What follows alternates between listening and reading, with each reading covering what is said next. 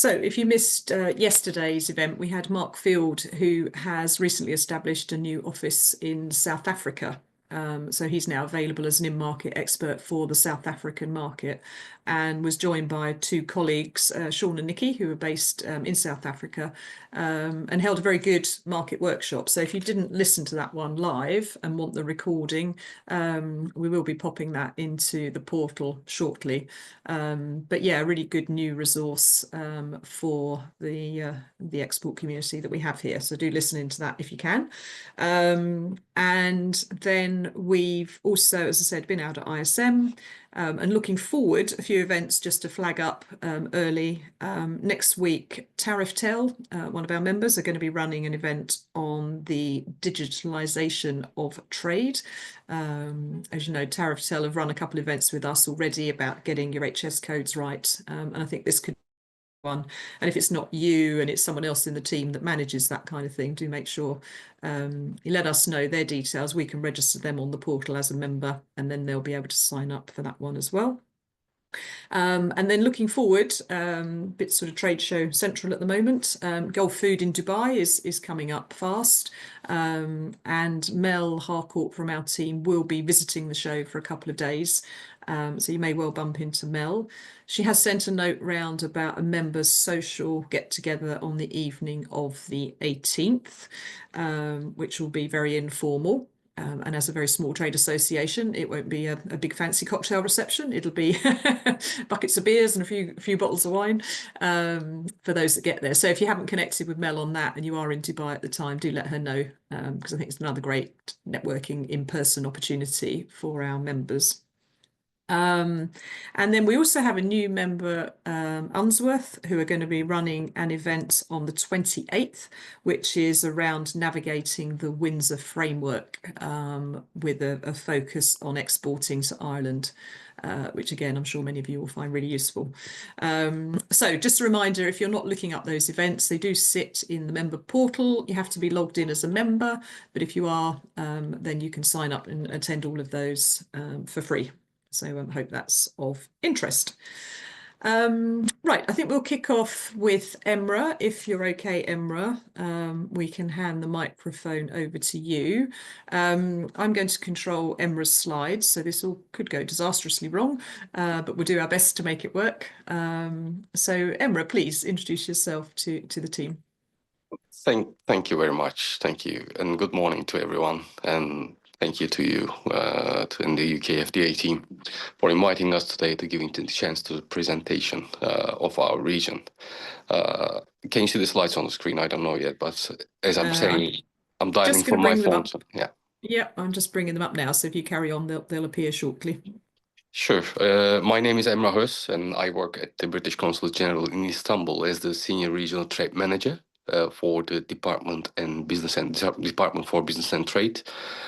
For those never came across the DBT before, it's the ministerial department of the government responsible for economic growth, supporting businesses to export, grow, and invest overseas as well. One of the key aims for our webinar today is to help encourage you to explore this exciting region. Relatively unknown, but get in touch with us via DBT Export Support Service. So our main target today is to explain you our program, our region, and at the same time, a bit touch base on about Turkish food and drink industry with the recent data on hand. Next one, please. Perfect.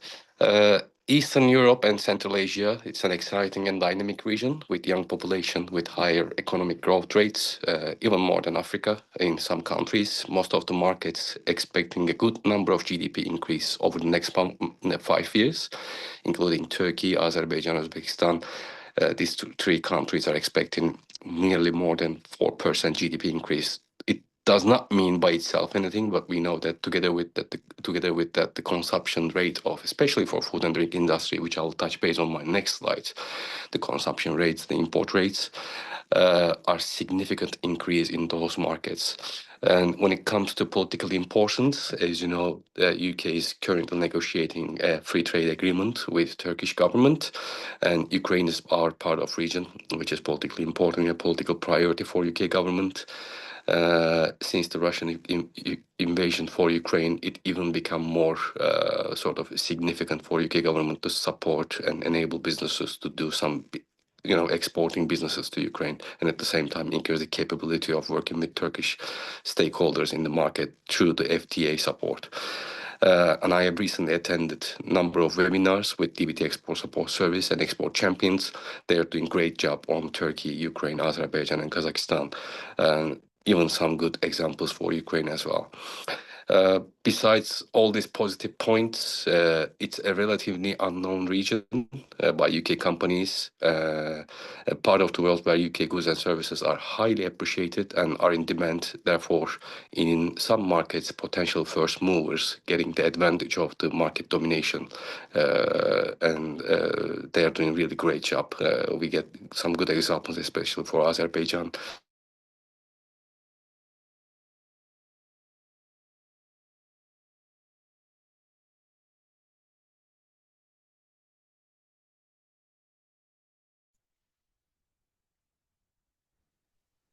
Oh, I think. Oh, I've you're back. lost the sound.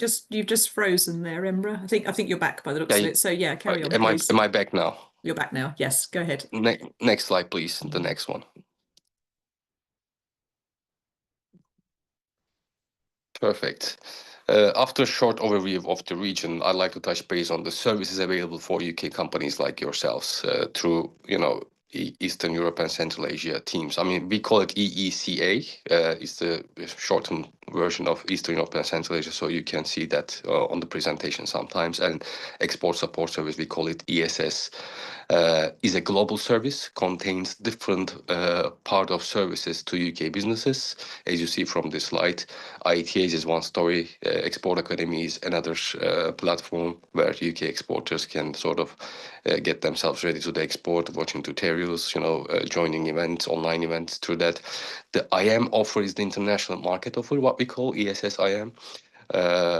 And I'm leading the team in our region for this specific, program. As you may understand from its name, it's designed to support businesses to help them, encourage them to export overseas markets. It is originally designed for SMEs. However, in our region, we position ESS as the front door to our markets.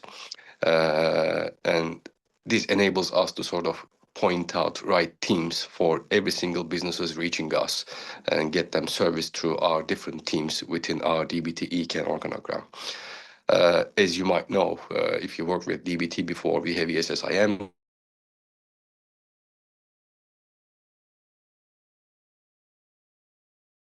We have sector teams, but in our case, in Eastern Europe and Central Asia, if your inquiry is new to read,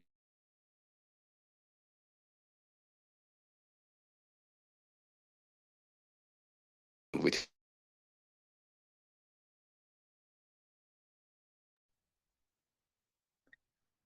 Sorry, Emra, you seem to have frozen again. Maybe turn your video off, Emra, if you can. that would be good, Maybe I think. it might be a little bit better. Yeah, try that. Perfect. Can I go to next slide, please?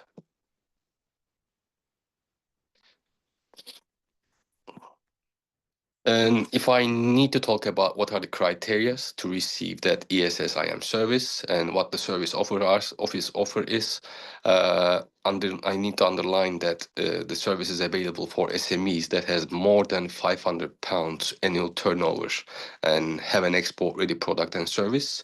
If you are at that level or above that, you'll be able to receive the ESSIM service through all His Majesty's Trade Commissioner regions. And if you are below that, we recommend you to, contact with Export Academy and ITA through your local DBT offices in your locations. And the steps of the service, if you're matching the criteria, then we have three main steps. The first one is as soon as we receive your inquiry, Istanbul is the hub for Eastern Europe and Central Asia. We triage your company. We try to understand what the profile of your company you're looking for, whether is this something we can help you through Istanbul or hub by providing you fact sheets, or if there is a single one-off single inquiry that we can resolve, we do that through Hub. If your inquiry requires a further research or further support, we have IM advisors, what we call in-market advisors, based in Ankara, Baku, and Astana, so Turkey, Azerbaijan, and Kazakhstan, but they're also looking for wider regions. So we can try to sort of service you through IM advisors. And if there is a specific sector lead, in your case, food and drink sector leads in any specific market, then we contact you with that specific advisor in that specific market. And sometimes some inquiries may go beyond our capacity and capabilities. It might be, legal assistance you're seeking for. It might be customer brokerage services you are requiring for specific markets. Then we have the overseas referral network providers, which consist of companies who are likely vetted by ourselves, but able to provide such services to UK businesses. So ORN, what we call an overseas referral provider network, is one of the important elements for our service as well. Next slide, please. Let's look at the geographical coverage of Eastern Europe and Central Asia. It's the biggest HMTC, His Majesty's Trade Commissioner region. You may know that the UK government divides the world into 9 different regions. So Eastern Europe and Central Asia, one of them. It's the biggest on size. As you see from the map, it starts from Moldova and goes until China, covers Central Asia, Caucasus, Turkey. When we say Eastern Europe, we are just responsible from Moldova, Ukraine, and Belarus. But for obvious reasons, you may notice that after Russia's invasion to Ukraine, we are unable to provide any service to Russia and Belarus. So if you have an inquiry for Russia and Belarus market, then you need to contact to our HQ colleagues in London to be able to see whether you are subject to a sanction, or your product is subject to a sanction, your buyer is subject to a sanction. So it's a critical sort of page. We recommend all businesses all UK businesses doing business with Russia and Belarus to contact with the colleagues back in London HQ. You see the list of countries as I listed, the bold ones, as I previously said, Turkey, Kazakhstan, Azerbaijan, where we have dedicated in-market advisors sort of offering export support service to UK businesses. Next slide, please. The short summary of the service, so you can keep in mind, ESSIM is available for all ECAM markets. What we are trying to achieve is we are trying to sort of bring a simplified customer journey by using the ESS as the front door to our region. We are a sector agnostic team. We work with any kind of sectors. We are collaborating with our sector teams in some markets. DVT defines some sectors as the priority sectors where we see more opportunities for UK businesses. Over the last number of years, starting from 2020-2022, we have assisted more than 650 UK businesses for their penetration to different markets. I touch base about overseas referral network, but this is a significant change for us too. There's a new website which is called Export Support Directory, where you can see these companies listed under ORN together with service providers for global markets. So if you just go to Export Support Directory, if you just Google it, you'll find a great website where you can reach out consultancy firms, local providers, local suppliers, or it's a relatively new website. We are aiming to bring buyers as well onto that website so that companies can sort of matchmake themselves together without our help through that website. And by finding export opportunities, we are quite proactive team. We are trying to define export opportunities and reporting back them to our ITA channel so that they can inform their clients accordingly. Next one, please. I won't run through full slides of stats. I'm not a big fan of talking about numbers during the presentations, but this is to highlight the yearly inquiry numbers. We are servicing specifically for food and drink. You can see there's an increasing trend for food and drink inquiries to Turkey, Azerbaijan, and Kazakhstan specifically, but the wider extent to our region. And if I can just jump into the next slide, you can see that most of the food and drink companies reaching us trying to get service through our team by looking at local distributors, potential clients, or direct consumers in the market. So we are capable of delivering this service. We can talk about the market conditions later, but before I deep dive into Turkish market specifically, I can just show you the basic customer journey on my next slide, so then you can see the full picture of service. You see that I step by step explain this. You're coming to our hub, and then we are trying to find out the best service available for you, and then we introducing you to our team or teams. Depending on your inquiry. If it goes beyond our capacity, we introduce you to our overseas referral network providers, and then we service you through our sector teams or through ESS IM advisors. So this is the basic customer journey if you are interested with any of the markets in our region. Next one, please. So, I mean, Turkey is the biggest market in our region, so there's no doubt on that. And I'll just touch base on some specific data so that you can see the opportunities and the market conditions for the Turkish market. I mean, we shouldn't be forgetting that most of the local providers or buyers in Turkey, they are in good touch with local Central Asia markets as well. Majority of Turkish manufacturers or local distributors, they're also working with Azerbaijan, Kazakhstan markets. So Turkey is serving like a gateway to the region. You see the chart on the screen, the trend of the consumption of the food and drink, especially for foreign products, are increased over the last number of years. And if you see the difference between 2020 and 2029 expected numbers, it's almost tripled in that period of time.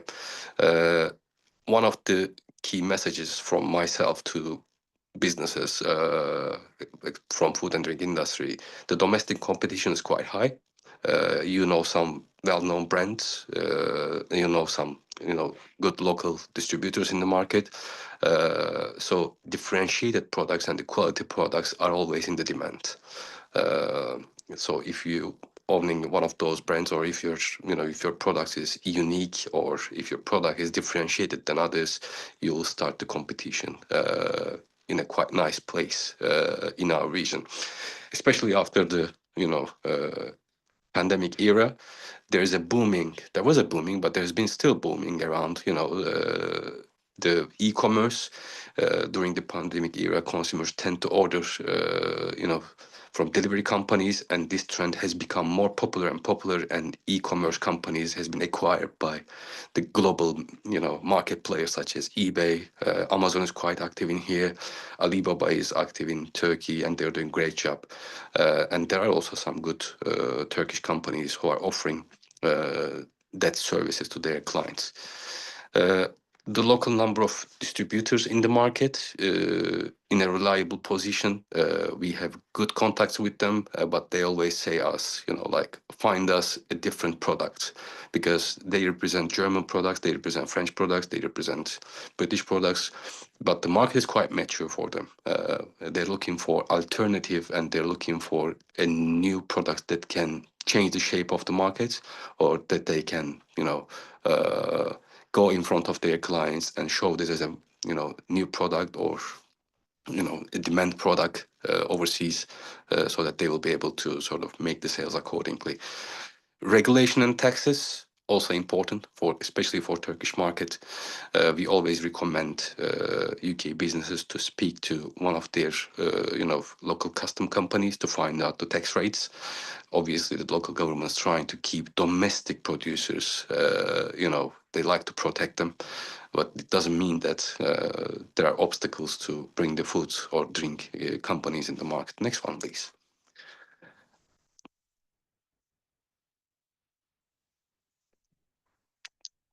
Right. You see here that, sorry, I'm looking at my computer because I'm logging in from my phone. It's quite difficult to see the presentation on my phone, so I'm looking at my computer to see the data. Leading food and beverage companies, you may know these companies: Anadolu Efes, Biracılık, brewery company, at the same time local representation or bottling partner of Coca-Cola in Turkey. So they are one of the biggest. Ülker, which is owned by Godiva, which is owned by Pladis, who is the owner of McVitie's and Godiva right now. They are doing a great job in the market. Eti is one of the biggest competitor in confectionery business against Pladis. So you see a bunch of different companies from different parts of food and drinking industry. Sütaş is dairy company, burger, Bange Gıda is a confectionery company again. May İçki means Diageo for Turkey. I'll touch base on sort of segmentation of the imported products to Turkey in my next slides.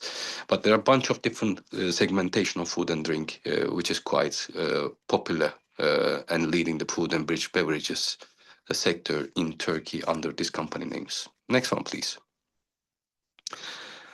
The value of food important to Turkey in 2023. You see different kind of categories, but cereals, animal mesh and vegetable microfiber fats, oils, supplements are quite popular right now. Edible vegetables and certain roots and tubers is also one of the areas where we receive inquiries, and cacao, sugar, and additives are quite famous, especially for manufacturing area, because there are good Turkish manufacturers in Turkey. They're looking for, kind of raw materials from abroad, and we sometimes come across with good partnership between UK or French companies and, with Turkish buyers in here. Next one, please. This one pretty much shows the value of beverages important to Turkey between 2019 and 2023. So you see that soft drinks, alcohol, and spirits are taking the lead. But I think the important part here is you see the difference between 2019 and 2023. It's almost tripled, even though, high taxes and, certain regulations around protecting domestic market players in here. So this is an area I think we can put a specific attention, soft drinks, alcohol, wine, and ethyl alcohol and other spirits. These are quite important areas where Turkish, importers are relying for British and other foreign countries. Next one, please. I think that will be my final slide. Yeah, I touched base about this GDP. So you see the household consumption expenditure for food and non-alcoholic beverages in Turkey between these years. I mean, you see the difference over the last 5 years. I mean, when we look at the final bar, 2023, it shows that per household, there's over 5,000 lira spending for food and non-alcoholic beverages. If we look at the average salary of Turkish households or minimum salary of Turkish household, this is equals to quarter of their salary. So 1/4 of their expenditure is pretty much around food and non-alcoholic beverages. I think this is a good indication that there's a sector opportunity, even in Turkish market, beyond that, the wider region, by using local distributors in the market. So that was a quick snapshot about Turkey. My final slide is on the screen. So if you would like to reach us, you can either scan the QR code or send us an email. So I think that would be it from my end. Excellent. Thank you, Emrah. And yeah, glad we managed to sort out the sound issues. That was good, very good.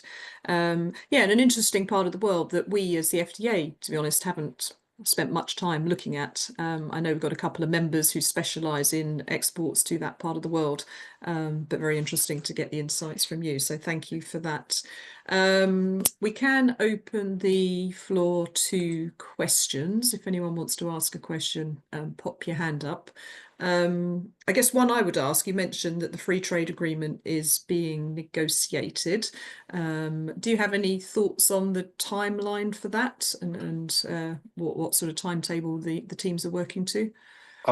Unfortunately, no, because the the recent chapter that has been opened by two government was a year ago. But if you're asking my personal opinion, I don't think it will take more than 2-3 years. So Okay. because obviously there are different chapters that Turkish government is pushing, there are different chapters that the UK government is pushing to negotiate. But I would say that the pace of the conversations are quite good. Both of our teams in Ankara and London, they're working quite intense to get this sort of signed and finalized as quickly as possible. Yeah, okay, that's one to watch then. We'll keep our eyes on that. Yeah, and then another question, the overseas referral network that you mentioned and the new export support directory. I know a number of our members are service providers to the industry. What's the process for being considered to be put onto that network and the directory? Is there a link or something you could share that we could consider? I am definitely happy to share that link right after the call with you, so you can disseminate that link to your members. When it comes to UK part of the registrations, it's pretty much straightforward. Our target is to get as many UK suppliers as possible onto the website so that companies abroad can easily see their profile. The process is quite straightforward. It's like a Facebook page. You just log in into the system, fill in your information, company profile, what you are good at, what service is available for you, and then it goes to our admin team. They're evaluating the UK end. It's quite easy. They're just checking if your company is reliable, if it's registered at the UK Companies House, if you have some good case studies or experience to do that service to other markets or in UK market, then you'll be eligible to sort of get your profile onto the website. Great. Okay, that's really clear. Thank you, Imra. Good. Any other questions for Imra? There's a question in the chat, Sandra, from Oh, sorry. Didn't see that. just asking whether where does tea and coffee fit into your slide, Emra, on value of beverages? Yes, it fits. It contains tea and coffee as well, non-alcoholic beverages. Yeah. Great, thanks. I've got a question as well, just talking about the retail scene. You mentioned that distributors are looking for products that kind of are going to change the shape of the market, that are doing well in other countries. Is there much of a presence of international retailers in Turkey, for example? The likes, I'm just saying Tesco, Lidl, Aldi, etc. Or does it tend to be dominated by local chains? It is pretty much dominated by local chains, but we do have few global marketplaces like Carrefour. We used to have Tesco here, but it didn't work quite well. We used to have Kipa as well, which is Kipa means. That was under Tesco actually. Tesco used Kipa as the name for Turkish market, but they didn't do quite well. So majority of sort of shopping is happening. If you ask me, what's the ratio between e-commerce and buying from local chains, I would say e-commerce is still taking the lead. At this stage, I would say at least 60% of orders are being placed by through online platforms right now. I'm a good example of this. I used to visit shopping malls or Carrefour or places 2 times in a month, but right now I'm just placing my order online through their websites or some of the marketplace platforms. Great, thank you. Yeah, very good insights. Good. Okay. Well, Emma, we'll let you go and enjoy your weekend. Thank you. Thank you for joining us, and I'm sure we'll be in touch. And I'm sure some of our members will be reaching out to the service. So thank you for your time. And yeah, really good to have brought that to life for us. And we'll share the recording with those that weren't able to make it today. So thank you very much. Thank you. Thank you. See you all. Good. Great. So yeah, hopefully that was of interest to everybody. I think you've all sort of disappeared behind your names now, so hopefully that doesn't mean you've all wandered off to make cups of coffee now. We've just finished that bit. And I think we've lost the guy. Ian was on from Unsworth, wasn't he? But I think he's dropped out, so we were going to ask him make an intro.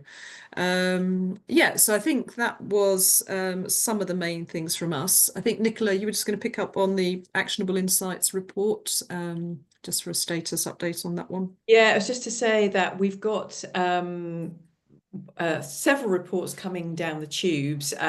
We've asked our in-market partners, our network of international trade experts, some of whom are on the call, and also our award winners from December's award ceremony we've sent them a range of questions about, opportunities, how they overcome challenges, what they see the kind of export food and drink landscape looking like for 25 and into 26.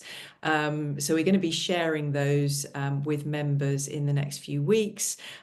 We've secured a bit of press coverage already, and we'll be looking to do more of that. So all about raising the profile of the FDA and obviously sharing those insights with you so that you can see what's top of mind and take some action, hopefully.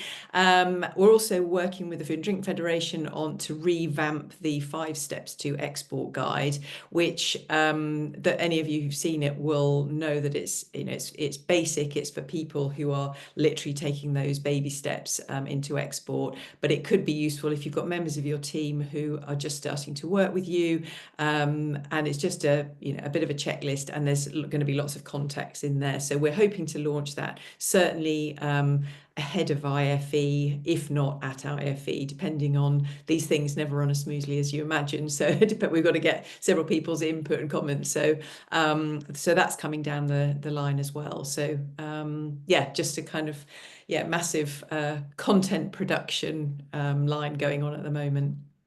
Mm-hmm. Sounds good. Yeah, look out for that one.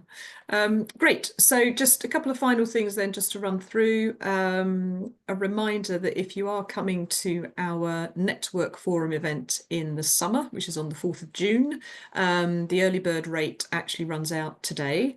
So if you haven't booked and want to jump onto the portal to book that, suggest you do. We've got some good case studies already lined up, and very much a day of sharing and learning from others. So yeah, do get that in your diary and get booked up if you haven't already.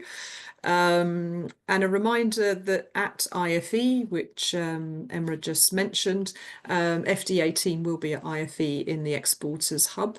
IFE is in London from the 17th to the 19th of March. So myself and Mel will be there for the duration. We're also contributing to a number of export theatre sessions. I think we've got 2 a day. So if you are in London and want to hop on one of our panels, if you think you might want a bit of profile, drop me a line or Mel, because I think we've got a couple of gaps where we can add exporters to the conversations around the theme of that particular event. So that could be good. And we'll have a little social at the end of the day on Tuesday, a couple of glasses of wine at 5 o'clock on the Tuesday. So again, if you're around then, pop that in your diary and we'll confirm the venue for that. And I think one final plug, we currently have our markets and priorities survey out with members. If you haven't filled that one in already, I'll just share the link down here. But if you could fill that in, it'd be really useful because it really helps us to put forward the programme of priorities and help us to work on where we need to get more in-market experts or which kind of countries we ought to be having a focus on. So really useful insights in that, if you could jump on and fill that in. And I think that's your homework done for the day. I think that's everything. I think Karen and Rachel are both on the call. I don't know if you wanted to highlight any of the trade shows that are live and getting near to deadlines. That would be perhaps useful just to finalise the session on. Yeah, happy to. I think my video is just coming back. Yeah, I was just actually working on we have a couple of webinars next week with shows upcoming. So we have well, I suppose the shout out in terms of where we can still fit additional UK companies into groups. Anyone thinking about Singapore and Southeast ASEAN markets, we can squeeze maybe another couple of companies in to FHA. But I think importantly, Anuga is looming large on the horizon, even though it seems a long way away in October. We had meetings just last week with the Cologne team, spaces filling up, I think particularly in fine foods. We want to know anyone that hasn't submitted your form. We've got a deadline of the 14th February, so nice Valentine's treat for us would be to get new stand bookings in. Yeah, and then generally groups over the next couple of months, we're taking, so I'll be visiting Gulf Food alongside Mel, if you want to meet there. And then we've got UK groups at FoodX Japan in March. We have about 25 companies there. And then we have a group at FHA Singapore, lots of dairy companies coming out for that one. Then PLMA, as I say, we've now got 2 UK groups actually, or two locations, because we've expanded such a lot this year. So private label is you know, really flying at the moment, and a lot of demand for that. And then next to launch, we'll be working on the Summer Fancy Food Show in New York, the ISM show in the Middle East in Dubai in September.